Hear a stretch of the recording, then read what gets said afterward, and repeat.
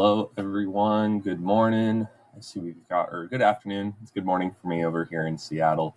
So we've got a few people joining in the chat. I hope you are having a wonderful Wednesday, getting ready for lunch or coffee hour, whatever it is for you.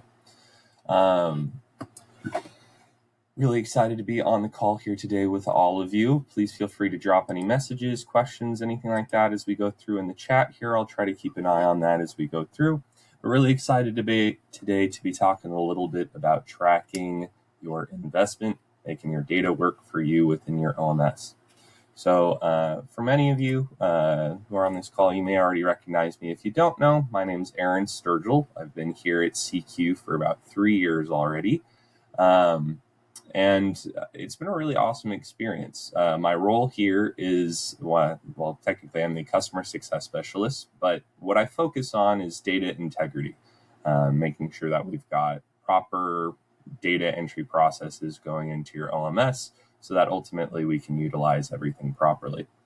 Now, I just got to say that when I first joined CQ, the project I was brought on to work on is our My Scorecard. And again, some of you may already be familiar with that. If you're not, I really recommend that you approach your AM or even reach out to me after this call. I'd be happy to talk with you more about it.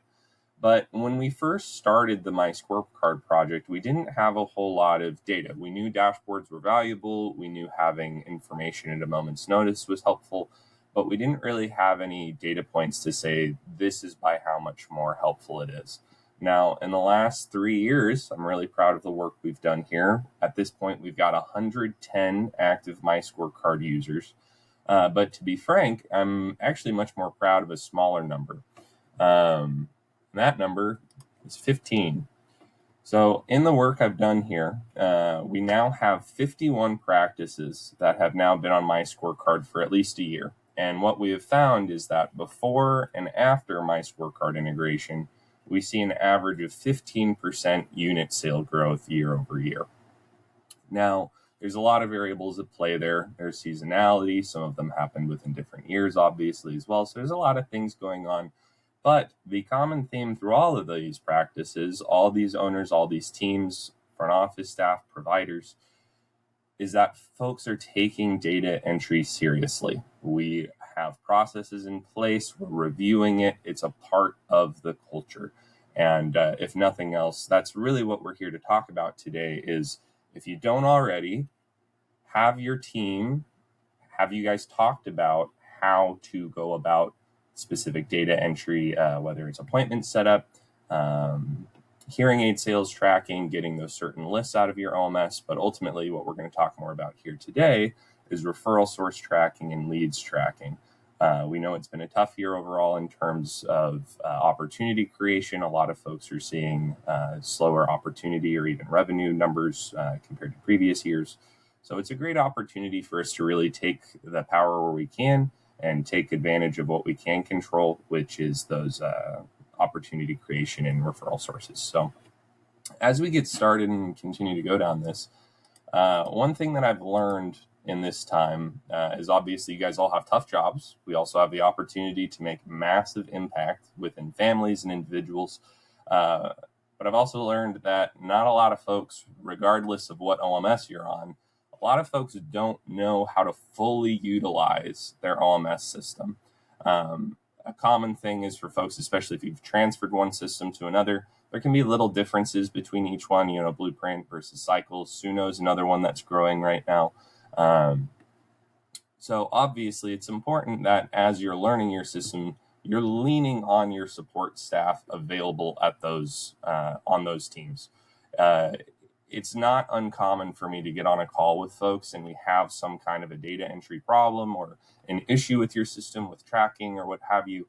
And I'll ask, well, have you ever reached out to Cycle to ask a question? And oftentimes the answer will be no. So just making sure that we're reaching out to those support teams. If you have, of course, please lean on your AM. We're happy to go through those channels as well. If you work with me, I'm also happy to do what I can to interact with those teams. So first and foremost, just making sure that we're utilizing the support staff who are available is going to be huge. Now, even though OMSs are different, a call like this is still very helpful for us because the variables across each system are more or less universal. So when we think about these universal variables, it's going to be things like, of course, your referral sources, but also your appointment types, making sure we've defined what is an opportunity, appointment statuses, companion rate, aidable rate, and then, of course, your line item types. Quick note on opportunity appointments. If you are a practice that does managed care specifically, this is a huge area that we want to make sure we have dialed in. OMS systems pretty much across the board recommend that managed care appointments be not set up as a sales opportunity. We can talk about why at a different time, but those sorts of changes in your system can have huge impacts on your reporting. Things like your close rate, aidable rate, and ultimately can have a negative impact where we have a false sense or a false understanding of what's actually going on within your database.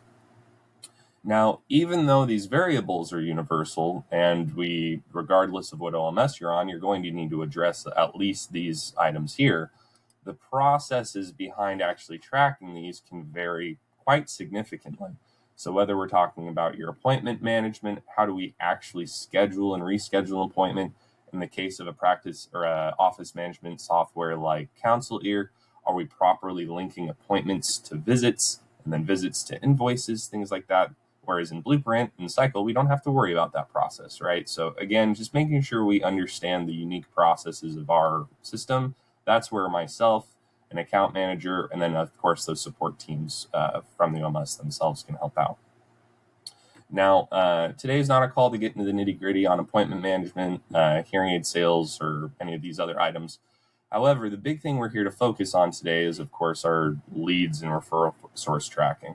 And from my perspective, it is impossible to get effective hearing aid sales reporting out of warranty lists, tested not treated lists, anything like this. It's almost impossible to get reliable information if we are not properly tracking the referral sources as patients come in to the office. So when we think about referral sources, it's important that we understand the difference between primary and secondary referral categories. So, of course, I've got this breakout here. This is not an exhaustive list. There definitely could be more. But when you're setting these up, it's really important that we're thinking for your practice, for your patients, what should those primary and secondary sources be? For those of you who are on my scorecard, you may remember this or recognize this conversation in that my scorecard can only show us the primary referral source category. So, for example, over here we see in that far right category, there's other. We've got managed care and other listed there. From my perspective, we would really want to avoid using other under any circumstance. And the only reason I have it up here is because I see it very often. And so the question I would then ask folks is, what does that tell you? When you go in and you're trying to identify a patient and you want to say, okay, Mr. Johnson came in on the 28th of July. His referral source was other. Oh, that was an unusual one. What was the second thing? Oh, it's other. And it's effectively useless, right? So anytime we're entering this information, especially when we're first setting it up, thinking about how often are we going to see these types of patients? How frequently will they be repeating, coming back in? So that ultimately this information is as useful as it can be. I see it far too often where folks are just adding referral sources willy-nilly under any given category to say, oh, let's get this one in there, without really thinking about the ramifications and impact down the line. Again, this is something that I'm willing to hop on a call, chat through more with. Definitely recommend reaching out to your account manager if you have more questions about it. Now, if you're somebody who's already done this, my next question for you is, does everybody on your team know these primary and secondary sources? It's fantastic if we as a management and leadership team know those, or if you're a director of operations or wherever you're at in that on the team, everybody needs to understand these primary versus secondary sources so that we're properly tracking and being able to help folks out. Now, when we're talking about referrals, this effective referral source management, primary versus secondary, is what then allows us to fully utilize the power of that tracking, right? So as I mentioned at the beginning of this call, it's if you're not already aware, this has been a year where we're seeing a lot of practices struggle to hit specifically their opportunities and unit goals, right? So if we're struggling to hit unit goals, an excellent opportunity to focus on is that opportunity creation. How do we focus on opportunity creation? Identifying appointment leads. How can we do that? Managing referrals within our system. So again, when we're thinking about referrals, it's important to identify a few things. First and foremost, every OMS is going to have two different type of referrals going on. In essence, it's going to be either your patient created or your appointment referrals. And both of those referral types are going to have a primary and a secondary subcategory.